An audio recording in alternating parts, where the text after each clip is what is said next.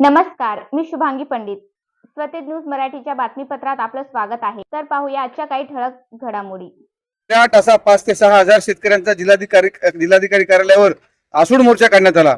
आमच्या काँग्रेस पक्षाच्या वतीने मागण्या हे आहेत की शेतकऱ्यांचा सातबारा कोरा झाला पाहिजे, शेतकऱ्यांना पीक विमा मिळाला पाहिजे आणि शेतकऱ्याच्या आत्महत्या थांबल्या पाहिजे. त्याचबरोबर नीटचा जो घोटाळा झालेला आहे त्याचे जे दोषी असतील केंद्रीय मंत्री त्यांनी राजीनामा दिला पाहिजे आणि मध्य प्रदेशमध्ये झालेला जो निवडणूक आयोगाने केलेला संशयास्पद कारभार आहे त्याच्यावर सुद्धा कार्यवाही झाली पाहिजे. या मागण्या घेऊन आम्ही आज सरकारच्या विरोधात आसूड मोर्चा काढला आहे. या मोर्चाचं नेतृत्व आदरणीय काँग्रेस पक्षाचे प्रदेशाध्यक्ष हर्षवर्धन सपकाळ साहेब, त्याचबरोबर काँग्रेसचे जिल्ह्याचे खासदार रवींद्रदादा चव्हाण साहेब, माजी आमदार बेटमोरकर साहेब असतील, भिंगे सर आहेत, माजी जिल्हाध्यक्ष सर्व आणि सर्व पक्षाचे ज्येष्ठ मंडळी यांच्या नेतृत्वात आज मोर्चा काढण्यात आला.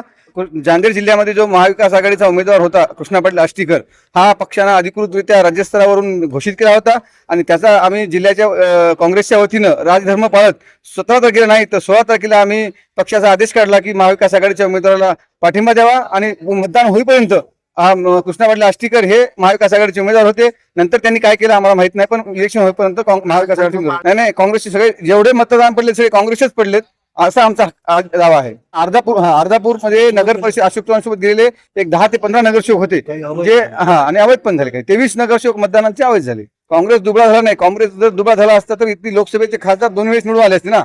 हे मतदान जे आहे नगरसेवकांचं संख्याबळ त्यांच्याकडे जास्त असल्यामुळे त्या 3 सत्तेतले पक्षांनी एकत्र इलेक्शन लढलं. आम्ही तिन्ही विरोधातले पक्ष आहोत आणि पूर्ण त्यांनी संपत्तीचा बाजार मांडला. आता एक 6 खासदारांचा विषय असेल किंवा नगरसेवकांना गोव्याच्या टूर बघितले असेल ना, गोव्याला जाऊन तिथले नगरसेवक कशी मस्ती करत होते, कसे माच करत होते, कसे नाचत होते, तिथल्या मतदारांचा अपमान करत होते. ते काँग्रेस दुबळी झाली नाही. काँग्रेस जर दुबळी झाली असती तर अशोक चव्हाण प्रताप पाटील एकत्र असताना काँग्रेसचा विजय झाला नसता आणि वसंतराव चव्हाण साहेब आणि रवींद्र चव्हाण साहेब निवडून नसते.